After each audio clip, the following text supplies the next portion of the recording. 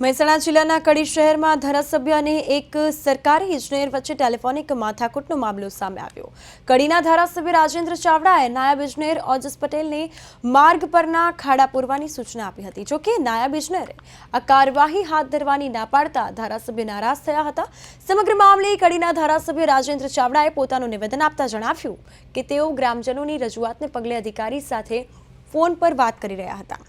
તેમણે ફોન પર સૂચના આપી પરંતુ તેમાં કોઈ ગેરસમજ ઊભી થઈ હતી। ધારાસભ્યએ એમ પણ જણાવ્યું છે કે અધિકારીઓને બોલાવવામાં આવ્યા હતા અને તેમણે પોતાની ભૂલ સ્વીકારી છે। કામ કરવાનું કહ્યું હતું તે કામ કરવા માટે અધિકારી સંમત થયા છે। વાયરલ થયેલા વિડીયો મામલે પૂર્ણ વિરામ મૂકવું જોઈએ કારણ કે અધિકારીએ તેમની સાથે ભૂલનો સ્વીકાર કર્યો છે અને અધિકારીએ જણાવ્યું હતું કે રોડ ટેન્ડર પ્રક્રિયા હજુ ચાલુ હોવાથી હાલમાં કામ થઈ શકે તેમ નથી, પરંતુ ધારાસભ્યએ ટેન્ડર પડે તે પહેલા જ ખાડા પૂરવાની જરૂરિયાત પર ભાર મૂક્યો હતો।